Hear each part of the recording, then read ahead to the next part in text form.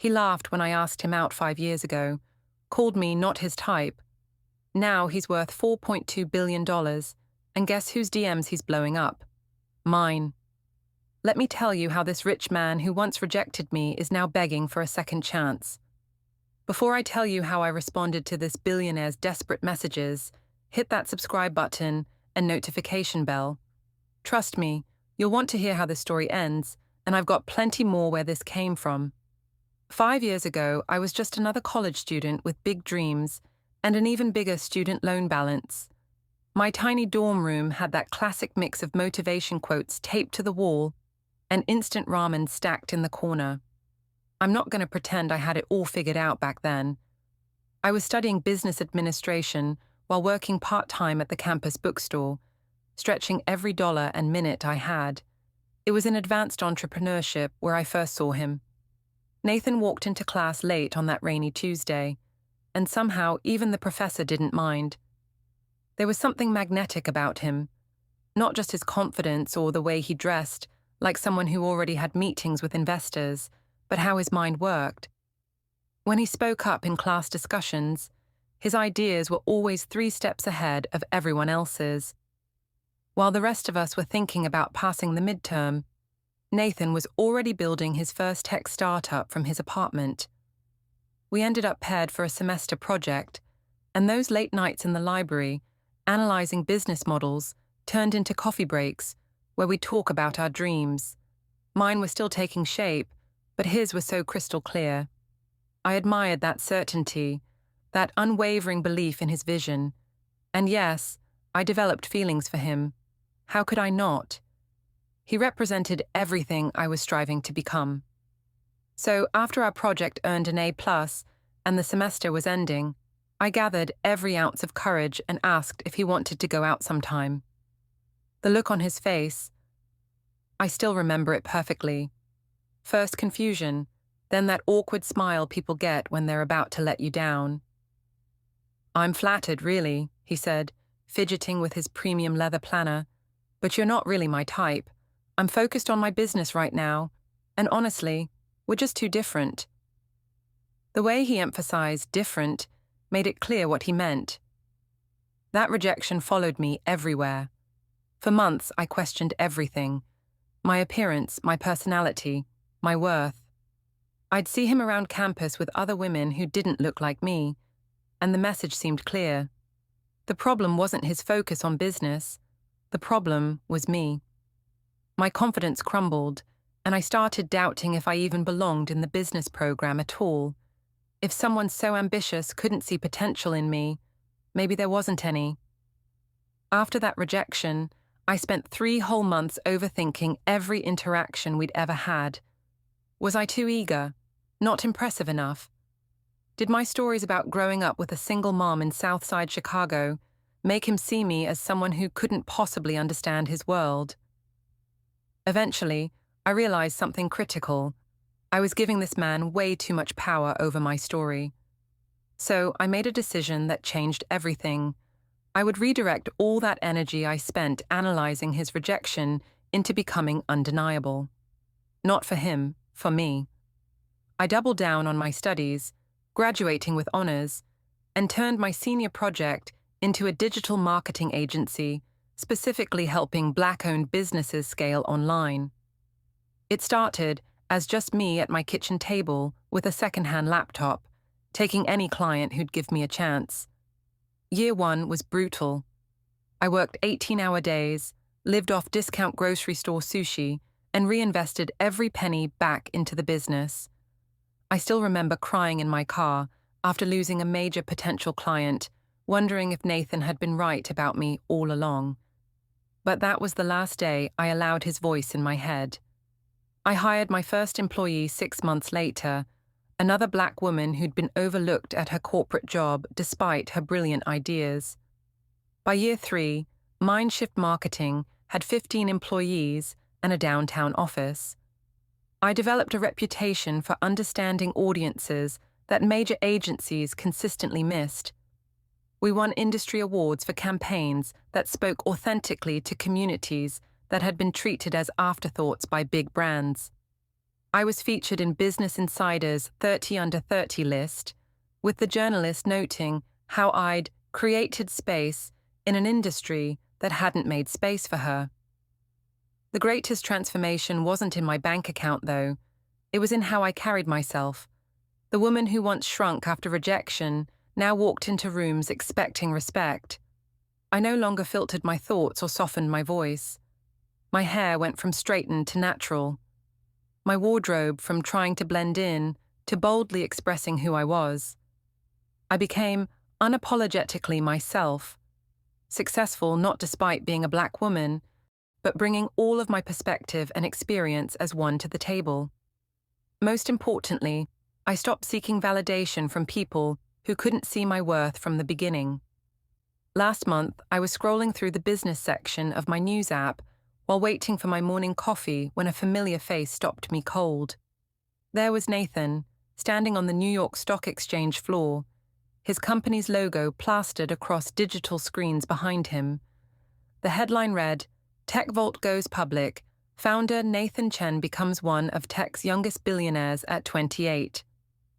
I nearly dropped my phone. The article detailed how his software platform had revolutionized data security, attracting major corporate clients and government contracts. The IPO had valued the company at $14 billion, with Nathan retaining 30% ownership.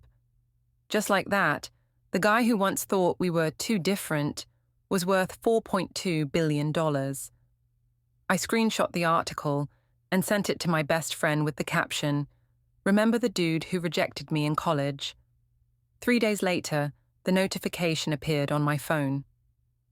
"Nathan Chen has sent you a message." My heart actually skipped.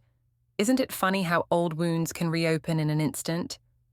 The message was casual, almost as if we'd been in touch all along. "Hey, stranger, saw you're doing amazing things with Mindshift. Would love to catch up sometime." I showed my assistant, who immediately said, "Girl, he Googled you." I didn't respond right away, or the next day, or the day after that, but the messages kept coming. First on LinkedIn. "Your recent campaign for Black-owned beauty brands was brilliant. We should collaborate." Then Instagram. "You look incredible in your Forbes feature." Finally, a direct email to my business account. "I've been thinking about you over the years. I made a mistake back then. Can we talk?" Each message became more personal, more urgent. He mentioned specific details from my interviews and podcast appearances, proving he'd been following my career. The power dynamic had completely flipped. Now he was the one seeking my attention, my approval, my time. The latest message came yesterday. "I'm going to be in Chicago next week. Please give me a chance to take you to dinner. There's so much I want to say to you in person." The screenshots filled a whole folder on my phone. My friends were divided, half saying I should meet him just for the satisfaction, the others warning me that men like him only want what they can't have. But this wasn't about what my friends thought. This was about what I wanted to do with this unexpected plot twist in my story. Seeing Nathan's messages line up in my inbox stirred up emotions I thought I'd buried years ago. At first, there was this embarrassing rush of validation. That girlish part of me, the one who cried into her pillow after his rejection, wanted to screenshot his desperate texts and blast them across social media with some petty caption. "Look who's suddenly interested." But that impulse faded quickly, replaced by something more complex. I found myself analyzing his words with the same attention I give to marketing campaigns. The timing wasn't lost on me. He hadn't reached out when my business cleared its first million in revenue, or when I was featured in that small business spotlight. He reached out when my name started appearing in the same exclusive business circles as his. When associating with me became advantageous. When I became someone whose rejection might actually sting. During a long evening walk through my neighborhood, I asked myself the hard question: what did I actually feel for Nathan now? Not the memory of him that I'd carried, but the real person reaching out. There was no flutter in my stomach when his name appeared on my phone. No desire to impress him or gain his approval. That realization was both liberating and slightly sad, like finding an old love letter and recognizing the handwriting, but feeling nothing when you read the words. I sat on my balcony that night, looking out at the Chicago skyline I'd once dreamed about from my dorm room window, and it hit me. Nathan hadn't suddenly developed an appreciation for who I was. He'd developed an appreciation for what I represented now: success, influence, a parallel rise. In his world, people were acquisitions, trophies to collect. His messages spoke about my accomplishments, my connections, how we could help each other. Not once did he mention being sorry for how he'd dismissed me, how he'd made assumptions based on who he thought I was. The woman he rejected 5 years ago doesn't exist anymore. She was transformed not by success or money, but by the journey of proving her worth to herself rather than others. The woman I am now understands something fundamental that Nathan, for all his billions, still doesn't grasp. Genuine connection isn't transactional.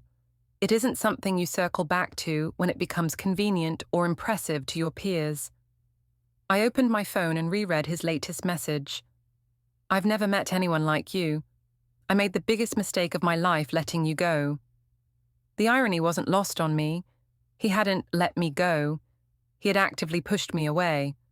And he still hadn't met anyone like me because he'd never actually taken the time to know me in the first place.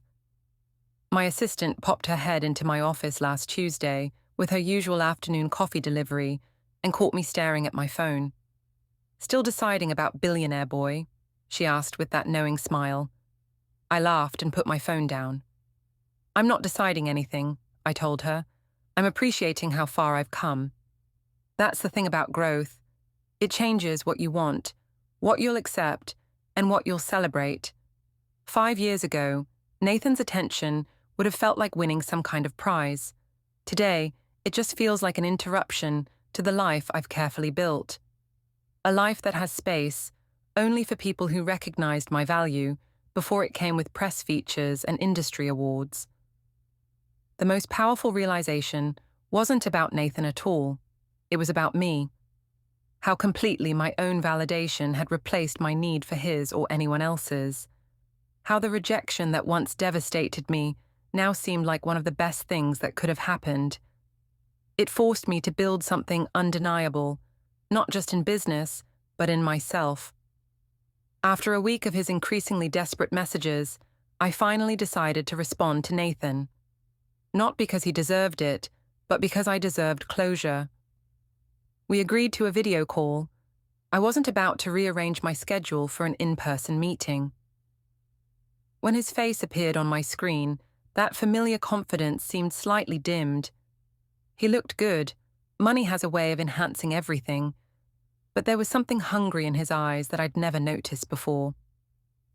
"You look amazing," he started, and launched into a carefully rehearsed speech about regrets and second chances, about how he'd been too focused on his goals to see what was in front of him, how he'd thought about me more than I could imagine over the years. I listened quietly, noting how he spoke about my success as if it was some surprising plot twist rather than the result of my hard work and vision. When he finally paused for my response, I simply asked, "Nathan, what exactly do you want from me?" The question seemed to throw him. He stumbled through an answer about connections and shared values and how power couples dominate industries. Not once did he mention love, or even basic curiosity about who I'd become beyond my professional achievements. That told me everything. "I'm going to tell you something important," I said, leaning closer to my camera. "The rejection you gave me in college was one of the best gifts I've ever received." His expression shifted from confusion to disbelief as I continued. "It taught me that other people's inability to see my value doesn't diminish that value. It taught me to build something so undeniable that the world had no choice but to recognize it. Most importantly, it taught me to stop seeking approval from people who only appreciate things they can benefit from." The call ended amicably enough, but we both knew there would be no reunion, romantic or otherwise. Some doors aren't meant to be reopened. Some rejections are actually redirections to a path that was always meant for you alone. This experience reinforced the most valuable lesson of my journey. Genuine self-worth isn't built on external validation, not from romantic partners, not from industry recognition, not even from financial success. Those things are pleasant additions to a foundation that must be solid on its own. I had to learn to see myself clearly before others could see me at all. I often mentor young Black women entrepreneurs, and they frequently ask about dealing with rejection in an industry that wasn't built with them in mind. I tell them my story, not to villainize Nathan, but to illustrate how rejection can be the universe's way of clearing your path of people who would have limited your journey. The truth is, we all face moments when someone underestimates us, dismisses us, or decides we're not their type, professionally or personally. Those moments don't define us. How we respond to them does. You can let rejection shrink you, making you question your every attribute and aspiration. Or you can let it fuel you, pushing you toward a vision that's bigger than whatever small box someone tried to place you in. I chose the latter, and that choice, not Nathan's belated interest or my company's success, is what I'm most proud of. Sometimes I wonder what would have happened if Nathan had said yes to that date 5 years ago. Would I have built Mindshift with the same fierce determination? Would I have discovered my voice so completely? Would I value myself as deeply as I do now? I suspect not. Sometimes the no you receive is protecting the yes you're meant to give yourself.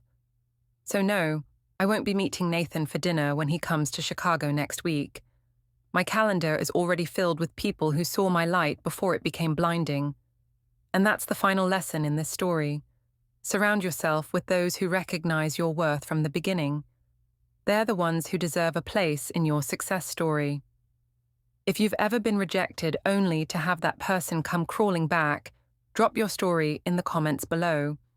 And if this resonated with you, smash that like button and share this with someone who needs to hear it. Remember, your worth isn't determined by who wants you, it's determined by you.